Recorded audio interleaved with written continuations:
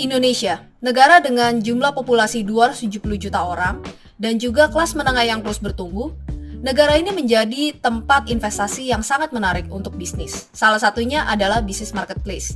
Selama pandemik, bisnis marketplace berkembang secara pesat dan saat ini didominasi oleh dua pemain terbesar, yaitu Tokopedia dan Shopee. Akan tetapi, 1 tahun belakangan ini, fee untuk buyer maupun seller naik terus. Tokopedia mengenakan yang pertama itu ada biaya layanan sebesar Rp1.000 kalau misalnya buyer tidak menggunakan payment method GoPay. Menurut aku walaupun namanya itu biaya layanan lebih pas disebut biaya pembayaran karena tergantung dari payment method yang dipakai si buyer. Kemudian ada juga biaya jasa aplikasi di mana buyer akan dikenakan Rp2.000 sampai Rp3.000 tergantung dari nilai transaksinya apakah lebih atau kurang dari Rp1.000.000. Biaya yang ini baru aja dikenakan dan diumumkan semenjak 2 Mei 2023, jadi masih fresh banget. Kalau misalnya Shopee itu mengenakan Rp1.000 untuk seluruh transaksi tidak peduli dari jenis payment method yang dipakai oleh si buyer. Ini semua di luar dari jumlah voucher diskon dan juga cashback yang udah turun banget dibandingin masa-masa sebelumnya. Sementara itu, di sisi seller, Tokopedia sendiri sudah menaikkan fee sebanyak 2 kali dalam waktu kurang dari 1 tahun. Di sini aku bahasnya fee untuk power merchant ya, karena most probably kalian yang nonton video ini adalah power merchant. Yang pertama itu di bulan Juni 2022, di mana fee yang tertinggi itu naik ke 3%. Kemudian, per 2 Januari 2023, fee-nya direvisi lagi, tertinggi naik ke 4,5%. Naik dari 3% ke 4,5% itu signifikan banget loh. Kenaikan fee seller ini di luar dari subsidi ongkir yang juga harus dibayarkan seller. Jadi seller itu bisa dikenakan sebesar 4%, maksimum Rp10.000 per item. Per item ya guys, bukan per transaksi. So fun fact, kalau misalnya kalian belum tahu, untuk setiap transaksi bebas ongkir yang dilakukan oleh buyer, sebenarnya sebagian atau bahkan seluruhnya itu disubsidi oleh si seller, jadi bukan fully subsidized by Tokopedia. Dengan melihat performance company GoTo yang masih kurang oke, sepertinya kedepannya GoTo akan terus mendapatkan pressure untuk menjadi profitable company.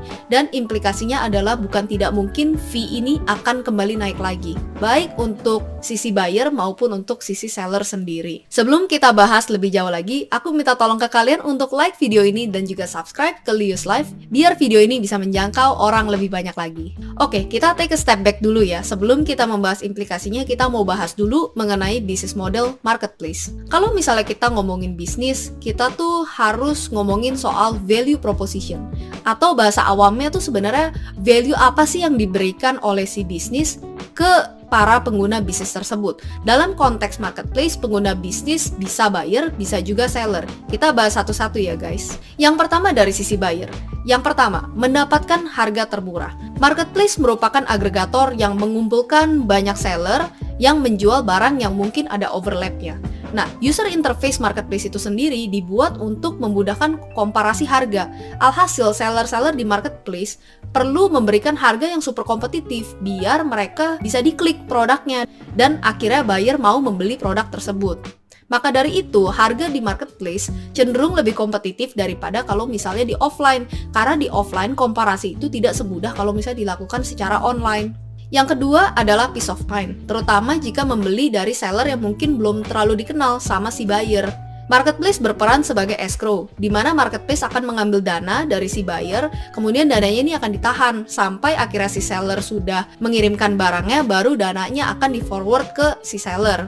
Ini memberikan rasa nyaman kepada pembeli, karena kalau sampai si seller nggak memenuhi kewajibannya untuk mengirimkan barang, uangnya bisa dikembalikan 100% kepada pembeli lagi. Yang ketiga adalah free ongkir dan juga subsidi ongkir. Mungkin untuk simpelnya aku sebutnya free ongkir aja ya. Free ongkir ini merupakan faktor yang sangat influential untuk meningkatkan jumlah order di marketplace dan sudah menjadi core value proposition tidak hanya untuk marketplace tapi untuk e-commerce di Indonesia. Dengan adanya free ongkir ini atau minimal ongkirnya lebih murah karena disubsidi, membuat buyer-buyer lebih nyaman dalam bertransaksi, terutama buyer yang di luar kota yang mungkin ingin membeli barang dari seller yang domisilinya jauh dari dia. Lalu ada diskon dan cashback. Siapa sih yang nggak jadi konsumtif kalau misalnya kalian ditawarin diskon yang angkanya gila lah gitu, angkanya yang super fantastis banget. Misalnya belanja dari 1 juta, kalian cuma perlu bayar kayak 800.000 atau 700.000.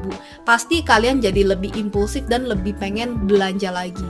Kalian tahu juga nggak sih, ada kejadian di mana orang datang transaksi di offline, mau ngambil barangnya sendiri, tapi mereka bilang checkoutnya mau di Tokopedia atau di Shopee aja. Yes, it happened guys. Jadi karena ada voucher dan cashback itu, mereka lebih prefer untuk checkout di marketplace. Dan yang terakhir menurut aku, value untuk buyer adalah availability dari payment method. Jadi ya kita tahu ya, Tokopedia dan Shopee menyediakan banyak banget pilihan payment method.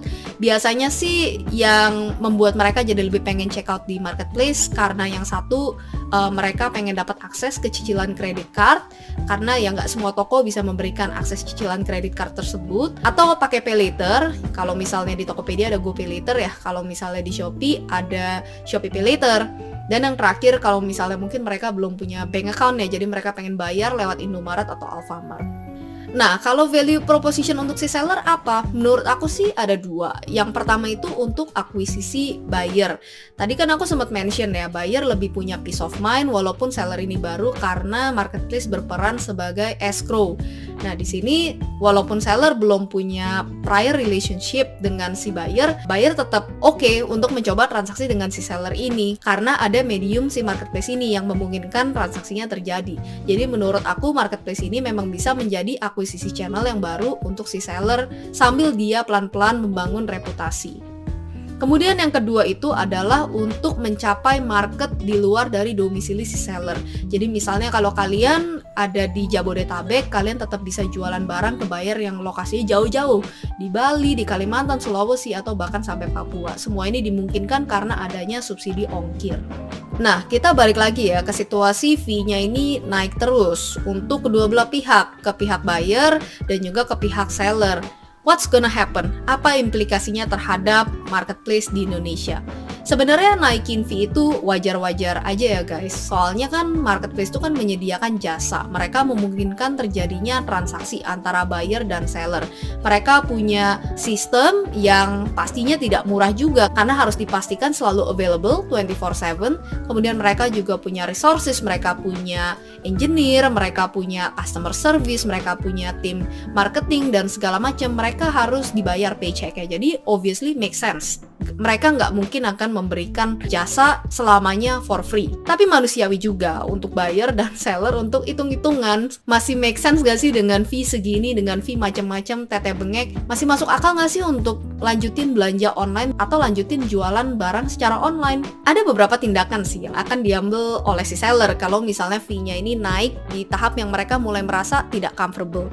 Yang pertama itu mereka bisa naikin harganya di marketplace yang fee-nya ini mahal, basically untuk kompensasi lah ya gitu, karena fee-nya naik, mereka harus naikin lagi harganya untuk nutupin kenaikan seller fee tersebut. Yang kedua, mereka bisa kabur ke marketplace lain yang mungkin fee-nya masih lebih murah. Contohnya itu misalnya kayak TikTok, mereka kan baru, jadi fee-nya masih lebih kompetitif. So ya, ada kemungkinan mereka akan mulai pindah ke situ juga. Atau yang ketiga ya, mereka kenalannya lewat Tokopedia atau Shopee, tapi habis itu checkoutnya secara offline atau secara direct transfer gitu. Walaupun di sini mungkin agak mengeliminasi peran marketplace sebagai escrow ya. Tapi kalau misalnya kalian udah percaya sama sellernya, basically nggak ada reason untuk transaksi lewat Tokopedia lagi. Mendingan direct transfer aja, habis itu minta direct discount aja dari si sellernya. Berkurangnya competitiveness harga di sebuah marketplace ini tentunya akan berdampak kurang baik ke dalam ekosistem marketplace tersebut. Kalau misalnya harganya kurang oke, jumlah buyer yang akan datang ke marketplace tersebut juga makin lama akan makin berkurang. Kalau misalnya jumlah buyernya akan makin berkurang, seller makin merasa udah sepi sekarang, mungkin nggak make sense lagi untuk jualan di marketplace. Ya memang peran dari marketplace berat sih, bukan cuma masalah ngasih charge doang, tapi gimana caranya memberikan fee yang masih bisa memaintain balance antara buyer dan si seller ini. Kalau misalnya kita lihat dari kacamata buyer, seluruh value yang aku tadi mention itu basically runtuh semua. Diskon dan cashbacknya udah turun drastis. Free shipping dibatasi, atau selain dibatasi bisa juga minimum transaksinya ditingkatkan. Kena biaya layanan, tete bengek cukup tinggi. Ini sekarang baru kena 2 kalau di Tokopedia, di Shopee kena 1. Bukan nggak mungkin kena 3, 4, atau 5, dan seterusnya. Yang keempat, secara competitiveness harga juga nggak dapet. Akhirnya behavior buyer pun akan berubah. Yang pertama, mereka akan mulai hitung-hitungan ya, lebih cuan beli online atau lebih cuan beli langsung directly dari si seller. Atau satu lagi behavior yang kemungkinan terjadi adalah mereka mulai bulking up order, karena per transaksi kan bisa kena minimum Rp3.000 ya kalau kita belanja di Tokopedia, atau bahkan Rp4.000 kalau misalnya value-nya cukup tinggi. Akhirnya daripada sebelumnya mungkin lebih impulsif belinya dikit-dikit, sekarang belinya langsung aja sekaligus agak banyak, dan kalau misalnya memang penting banget. Kalau behavior buyer berubah, most probably komposisi sellernya juga akan berubah. Misalnya Nivea akan naik terus, menurut aku marketplace di Indonesia di masa depan ini akan lebih cocok untuk seller-seller tipe tertentu. Yang pertama itu C2C, consumer to consumer. Jadi akan lebih cocok untuk seller yang tidak terlalu mikirin margin. Contohnya misal menjual barang second, mereka nggak gitu mikirin bisa cuan berapa, yang penting mereka bisa melepas barang ini, nggak gitu rugi-rugi amat, dan rumahnya jadi nggak ada sampah yang numpuk. Mindsetnya agak beda, karena mereka nggak melakukan ini untuk mendapatkan pendapatan secara reguler. Itu yang pertama. Yang kedua, manufacturer atau distributor yang mengambil langsung dari principal. Kenapa? Soalnya margin mereka itu tebel, jadi masih make sense, masih masuk hitung-hitungannya ke mereka untuk membayar fee yang tinggi. Tapi kalau fee naik terus, tentunya ada beberapa seller yang tidak diuntungkan. Yang pertama itu seller-seller yang menjual barang-barang yang murah meriah, kayak misalnya jualan kabel-kabel import dari China, atau barang-barang yang cenderung murah-murah dan impulsif. Tadi kan aku sempat mention ya, buyer-buyer jadi lebih bulking up order, mereka lebih mikir 2-3 kali sebelum mereka melakukan purchase-nya mereka. Yang kedua, seller yang juga akan tidak diuntungkan adalah seller-seller yang memiliki persaingan harga yang ketat. Di sini yang comes up into my mind tuh contohnya jualan spare parts komputer, itu persaingannya gila banget. Jualan video games, itu juga marginnya udah tipis banget. Dan juga jualan FMCG products. Menurutku marketplace nggak akan hilang sih, walaupun fee-nya naik terus. Marketplace telah menjadi salah satu esensial di dalam kehidupan kita sehari-hari. Kalau misalnya kalian baru aja ingin menekuni online bisnis, atau kalian udah punya existing online bisnis, kalian harus siap-siap gimana cara menghadapi perubahan landscape marketplace Indonesia di tahun 2023. Aku bakalan bahas strategi yang kalian bisa consider di next video. Jangan lupa untuk subscribe ke Lius Life dan juga like video ini. Kalau misalnya kalian ada pertanyaan, komen aja di video ini dan aku akan coba jawab sebaik-baiknya. Thanks guys for watching. See you!